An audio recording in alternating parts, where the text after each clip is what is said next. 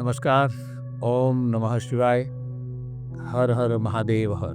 आप सभी का आपकी अपनी चैनल पर मैं स्वागत करता हूं। और आज हम हमारे सनातन धर्म का एक विशेष पर्व जो अध्यात्म से जुड़ा हुआ है, महाशिवरात्रि की कुछ रहस्यमय बातें आज हम चर्चा करेंगे। तो आप सभी प्लीज ये वीडियो के अंत तक बने रहिए। और वीडियो देखने के बाद अगर आपको ऐसा लगता है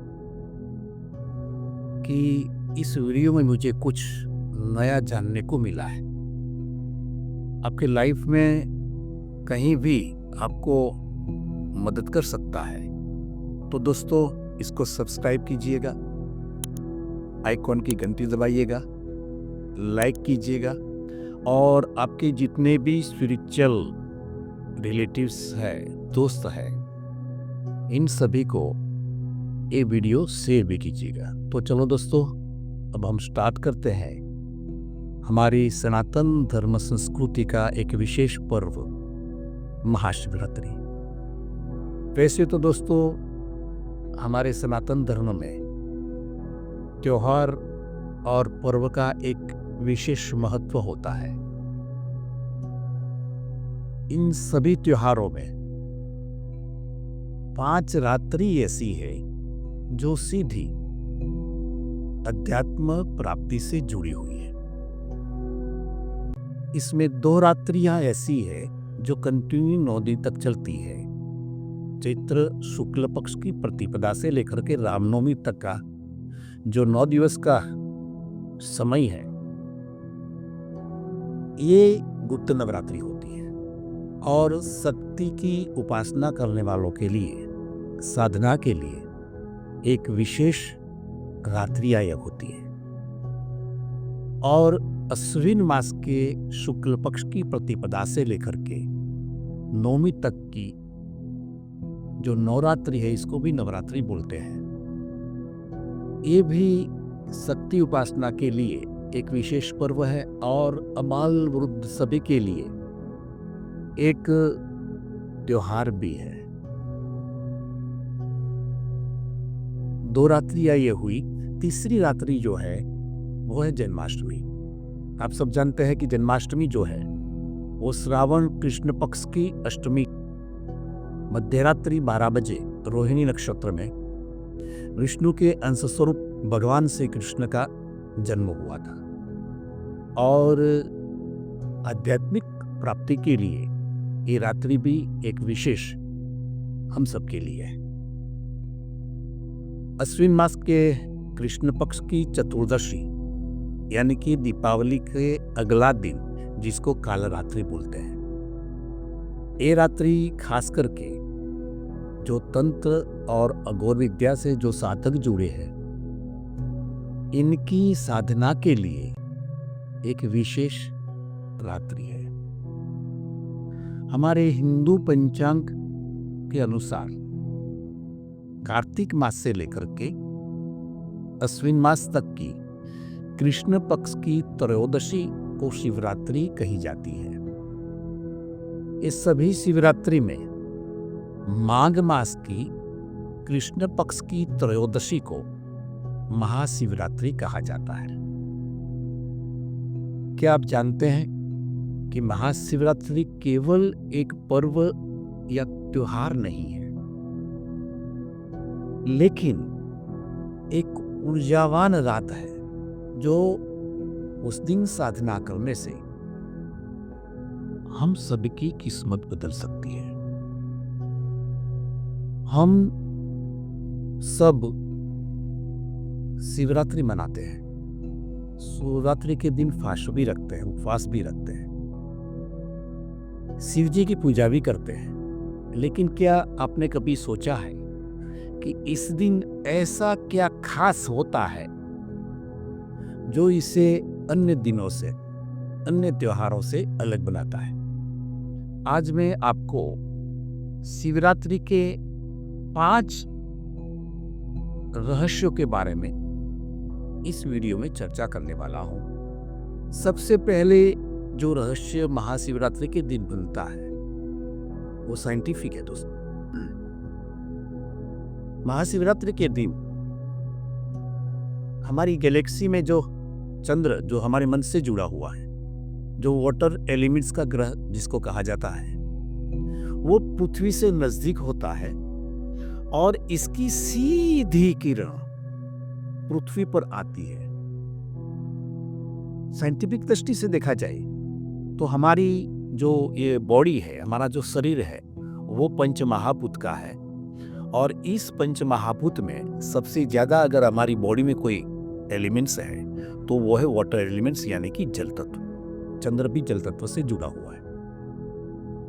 हम सब खास करके जब साधना करने बैठते हैं, बच्चे लोग स्टडी करने के लिए बैठते हैं, तब इसका मन चंचल रहता है, मन की स्थिरता नहीं होती है।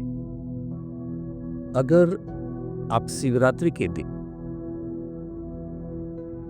आपकी अध्यात्म यात्रा की शुरुआत करना चाहते हैं, अध्यात्म प्राप्ति के लिए कोई साधना करना चाहते हैं, तो इससे विशेष दिन, विशेष रात्रि और कोई नहीं है। आप शिवरात्रि के दिन 4 प्रहर की पूजा कीजिए कोई शिव मंदिर में जाकर के, और रात में आपके जो मार्गदर्शक या जो गुरु है उन्होंने जो मंत्र आपको बताया है वो मंत्र का आप हरनिश जाप कीजिएगा, बहुत अच्छा फायदा हो सकता है। अब हम बात करते हैं दूसरे रहस्य की। ये जो दूसरा रहस्य है इसका सीधा संबंध अध्यात्म से है।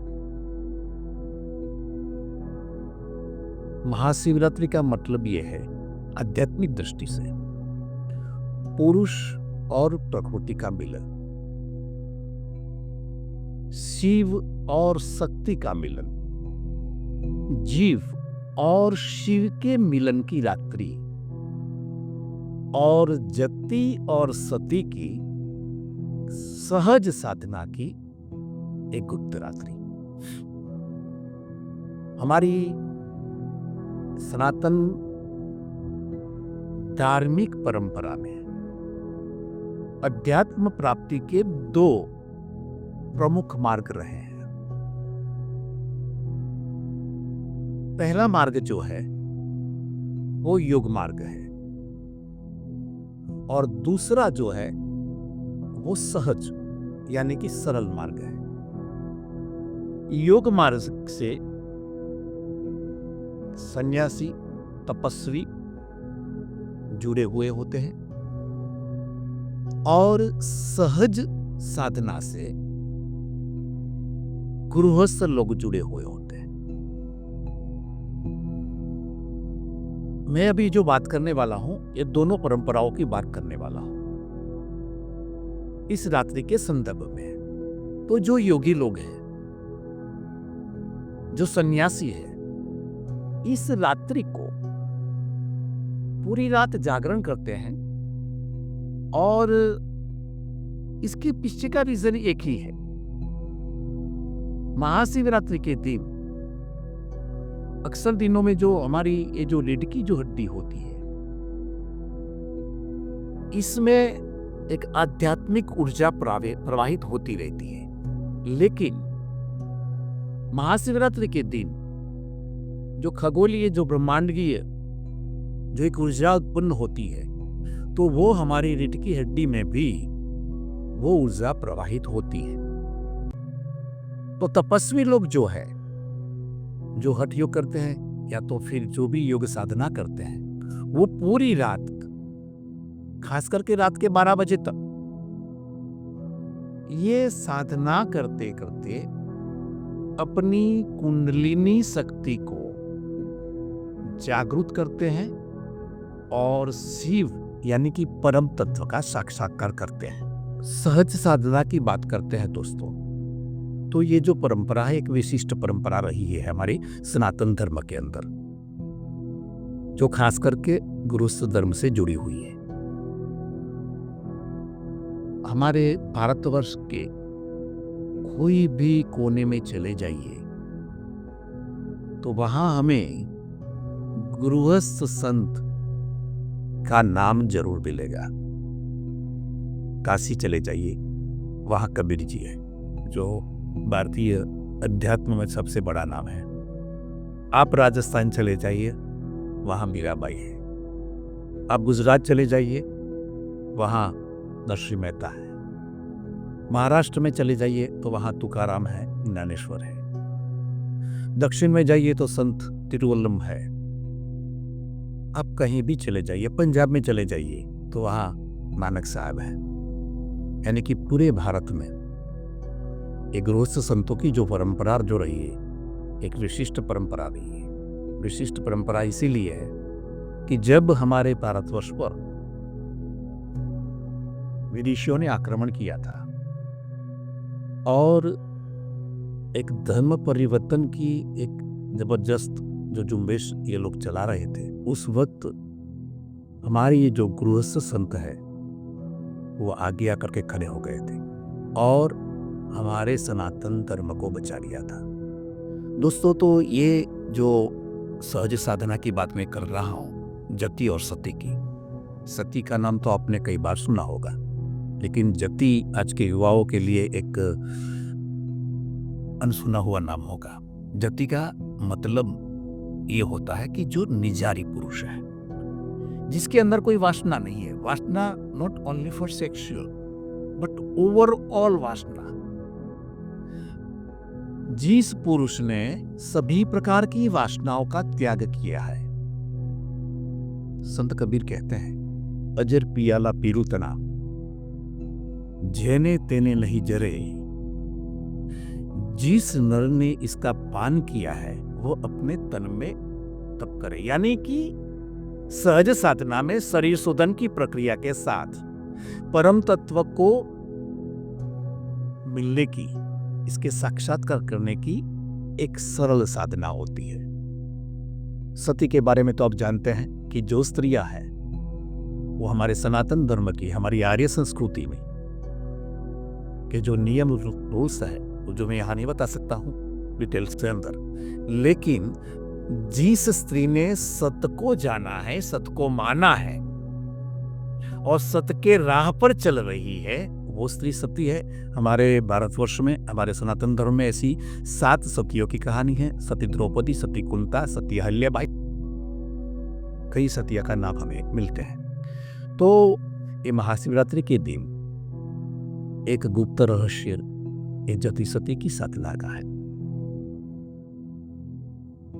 ये मार्ग से जो जुड़े हुए पुरुष और स्त्रियां होती हैं, वो कोई गुप्त स्थान पर जमा जागरण का कुंभ की स्थापना करने के बाद भगवान शिव की महिमा करते करते जीव और शिव, पुरुष और प्रकृति का जो मिलन है वो मिलन करते हैं और अपनी जो शक्ति है, जो सहस्त्राधार से निकलती हुई हमारे शरीर में प्रवाहित होती है, वो ही शक्ति को ऊर्ध्वगम करते हैं और शिव तत्व को पाते हैं। तो ये अध्यात्म से जुड़ी हुई रहस्य ये है कि अगर आप अध्यात्म प्राप्त करना चाहते हैं, अध्यात्म के राह पर चलना चाहते हैं, तो महाशिवरात्रि के दिन सुबह से कुछ खाना नहीं, उपवास वैज्ञानिक दृष्टि से है।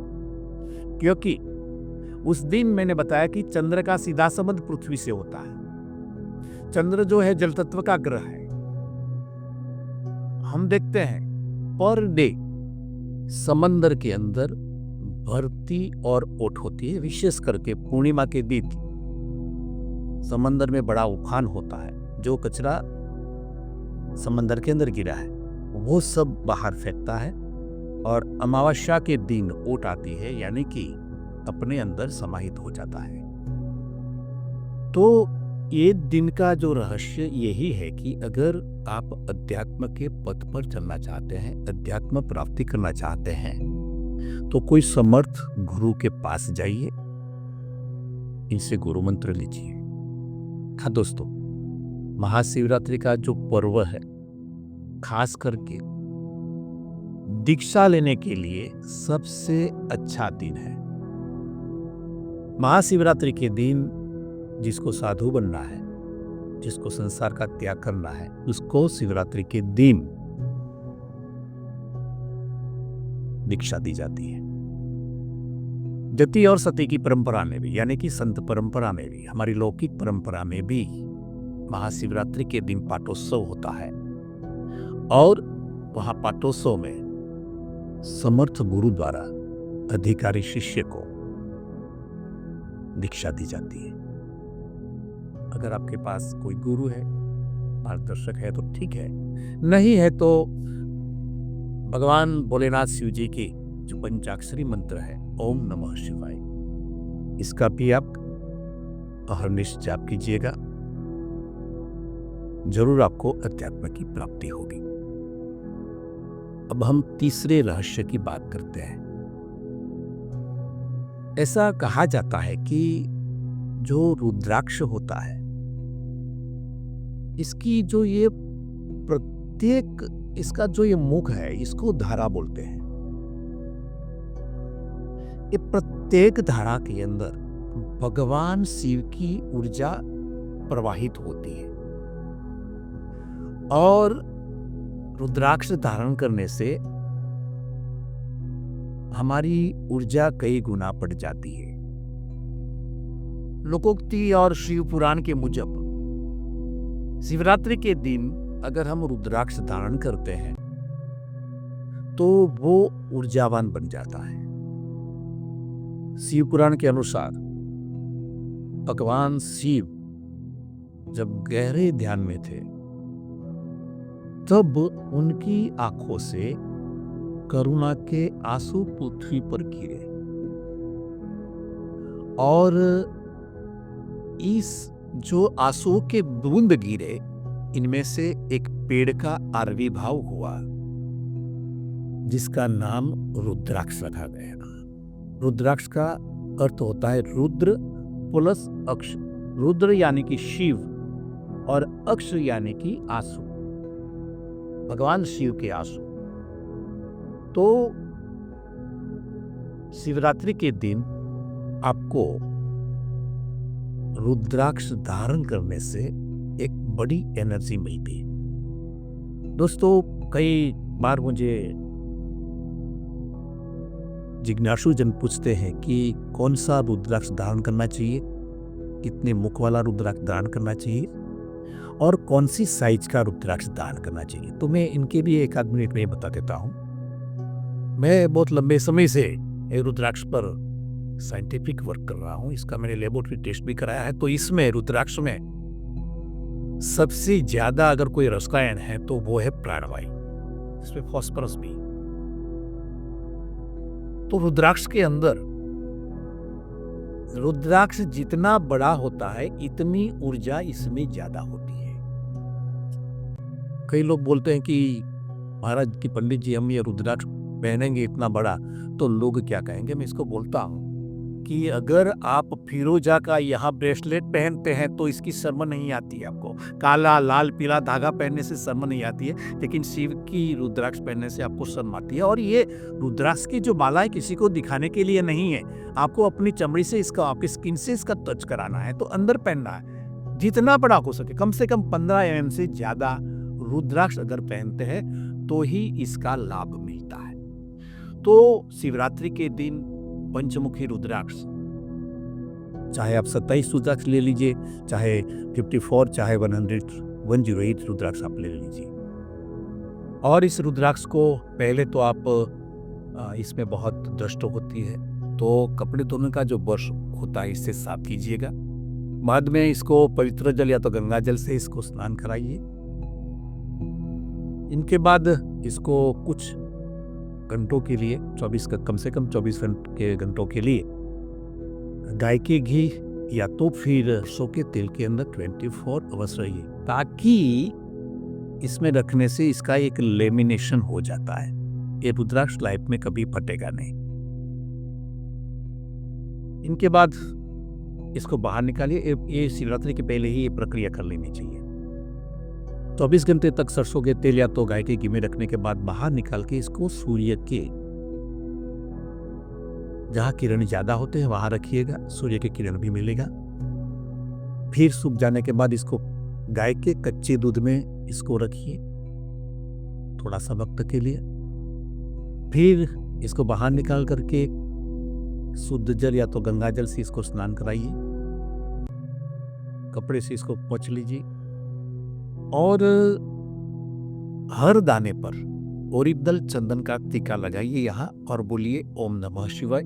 टीका लगाइए, बोलिए ओम नमः शिवाय, ओम नमः शिवाय, ओम नमः। पूरी माला को चंदन का टीका लगाइए। हो सके तो शिवरात्रि के दिन कोई शिव मंदिर में चले जाइए और जो शिवलिंग है इसका रुद्राक्ष का स्पर्श कराइए, अपने आप एक्टिव हो जाएगा। जब भी आप इसको पहनते हैं तो हमारी जो बॉडी है, मैंने बताया कि हमारी बॉडी में जो वाटर एलिमेंट्स है ज्यादा है और वाटर एलिमेंट्स जो है, वाटर जो है वो बाहर की कोई भी शक्ति को एफेक्ट नहीं करता है। तो इनके लिए क्या करना है कि रुद्राक्ष जब पहने आप तो इसको ऐसे मुट्ठी में बंद करना है। मुट्ठी में बंद करने से क्या होगा कि आपकी शरीर की जो ऊर्जा है वो इस रुद्राक्ष में चली जाएगी और रुद्राक्ष के भी जो विद्युत तरंग, जो विद्युत ऊर्जा है वो अंदर से निकलती हुई आपको महसूस होगी। सिर्फ बराबर बोलिए ओम नमः शिवाय और फिर इनके बाद ये रुद्राक्ष को आप धारण कर सकते हैं। बीच में एक बात कह देता हूं दोस्तों, आजकल कई लोगों को बीपी की तकलीफ ज्यादा है। जिनको भी बीपी हाई या तो लो है वो लोग रुद्राक्ष को यहाँ पहन सकते हैं। बीपी कुछ दिनों में आपकी मेंटेन हो जाएगी। खास करके गणेश जी की उपासना में और शिव की उपासना में जिस माला का उपयोग होता है वो रुद्राक्ष की माला होती है। तो रुद्राक्ष की माला से आप महाशिवरात्रि के दिन ओम नमः शिवाय मंत्र का जाप कर सकते हैं। तीसरा रहस्य यही है,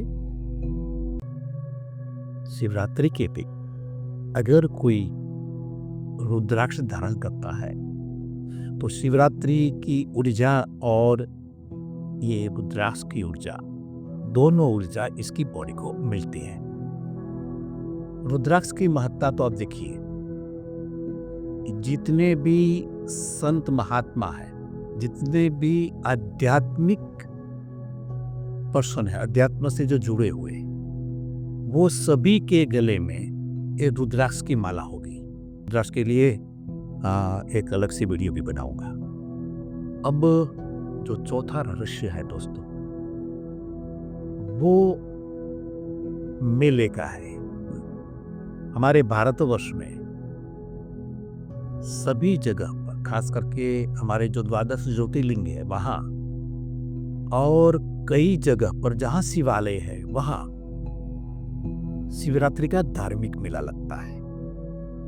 और ये सभी मेलों में गुजरात में जूनागढ़ में पर्वतराज गिरनार की छाया की गोद में जो मेला लगता है वो 5 दिन का होता है और इसको भवनाथ का मेला भी कहा जाता है। अगर अभी जो प्रयागराज में कुंभ मेला हुआ वहां आप नहीं जा सके हैं तो प्लीज आप जूनागढ़ के कुंभ मेले में जरूर आइए। इसका रहस्य मैं आपको बता रहा हूं। अब इसका जो रहस्य है दोस्तों, भवनाथ का जो मंदिर है बहुत पुरातन मंदिर है, बहुत प्राचीन मंदिर है। और मैं जो गिरनार की बात कर रहा हूं तो गिरनार जो है वो हिमालय का पिताश्री भी है। यानी कि हमारे पूरे भारतवर्ष में सबसे अगर कोई पुराना पर्वत है तो वो है गिरिराज गिरनार। और ये सिद्धों की टेकरी है। यहाँ बहुत सारी टेकरियां हैं। गिरनार के जो बाया भाग है वहां जो पर्वत होता है इसको बोलता है योगिनी, यानी कि जो योगिनी है, जो स्त्रियां, जो तपस्विनियां है वहां साधना करती है। कुमुद पर्वत इस तरफ जो है वहां संत लोग साधना करते हैं और गिरनार पर हठ योगी और सिद्ध महात्मा करते हैं। ये गिरनार जो है नीचे से पोला है, वहां गुफाओं में कई सालों से तपस्वी सिद्ध महात्मा वहां तप करते हैं, अपनी साधना करते हैं और शिवरात्रि के दिन वो जरूर भवनाथ में स्नान करने के लिए आते हैं। तो ये जो भवनाथ का मंदिर है दोस्तों, ये भवनाथ के मंदिर के अंदर ही एक विशेष कुंड है और वो विशेष कुंड का नाम है मृगी कुंड। इसका नाम मृगी कुंड क्यों रखा गया है, इसके पीछे का रहस्य जो है वो मैं आपको बता रहा हूं। जब ये सृष्टि की उत्पत्ति हुई, परम कृपालु परमेश्वर को, जिसको हम आद्य पुरुष बोलते हैं, ये आद्य पुरुष को एक में से अनेक बनने की इच्छा हुई, तो अपने जो एक तेज का जो गोला था वो, इसमें से एक रति तेज बाहर निकला। वो रति तेज जो है, ये बात कोई शास्त्र में लिखी हुई नहीं है, गुरु परंपरा से चली आ रही है, इसीलिए मैं आपको बता रहा हूं। तो जो रति तेज है वो 12,000 साल तक वो जो तेज पंजर था, जो आद्य पुरुष का, क्योंकि वो तो निराकार है, इसका कोई आकार नहीं है, तो वो जो तेज पंजर था, यानी कि जो एक प्रकाशित जो गोला था, इसके इर्द गिर्द ही, यानी कि क्लॉकवाइज ही वो रति तेज को घूमता रहा। फिर ये जो प्रकाशकार जो पुंज है, इसने देखा कि भाई इससे से कोई सृष्टि का सर्जन नहीं हुआ, तो फिर वो रति तेज को ऐसे पकड़ के इसको एक आकार दे दिया। तो मुंह का भाग जो उसे थोड़ा सा खींचा गया तो वो मृग जैसा लगा। जो आप अगर जूनागढ़ जाएंगे भवनाथ के मंदिर में, तो ये जो मृगी कुंड है, मृगी कुंड के इस तरफ वहां ये मृगी की मूर्ति पत्थर की लगाई हुई है। फिर ये जो आकार बना, इस आकार के मध्य भाग में एक चिरा किया गया और वहां से गुप्त गंगा का प्रवाह, धारा प्रवाहित हुई और इसको एक कुंभ में लिया गया और वो कुंभ को, जहां ये मृगी कुंड है, इसके नीचे इसकी स्थापना की गई है। और वो जो दिन था दोस्तों, ये रहस्यमय बात है, वो जो दिन था वो मार्ग मास की कृष्ण पक्ष की त्रयोदशी थी और इसीलिए हमारे हिंदू धर्म के 12 महीने की त्रयोदशी यानी शिवरात्रि में अगर कोई बड़ी है, महा है, तो वो है माघ कृष्ण पक्ष की त्रयोदशी यानी महाशिवरात्रि। तो साथियों, ये जो महाशिवरात्रि का जो पर्व है वो सिर्फ एक त्योहार नहीं बल्कि अध्यात्म प्राप्ति का एक अवसर है। अगर आप अपने जीवन को बदलने के लिए, अध्यात्म की राह पर चलने के लिए और अपनी ऊर्जा को जागृत करने का एक बहुत बड़ा अवसर है। आज आपने जाना कि महाशिवरात्रि की जो रात्रि है, उस रात्रि का जो रहस्य है वो खगोलीय है, एस्ट्रोलॉजिकल है, आध्यात्मिक है और रुद्राक्ष से हमारी जिंदगी पर जो गहरा प्रभाव होता है। अगर आप सही विधि से, जो वीडियो में जो मैंने बताया है, इस रात को जागकर आपके कोई गुरु मंत्र का या तो शिव साधना करेंगे, आपकी जीवन की सबसे महत्वपूर्ण ये रात होगी। तो इस महाशिवरात्रि को सोइए मत, जागिए, ध्यान कीजिए, मंत्र जाप कीजिए और अपने जीवन को एक नई दिशा, एक नई अध्यात्म की राह पर ले जाइए। आप सभी को ये महाशिवरात्रि पर्व का ढेर सारा शुभकामनाएं। ओम नमो शिवाय। हर हर महादेव।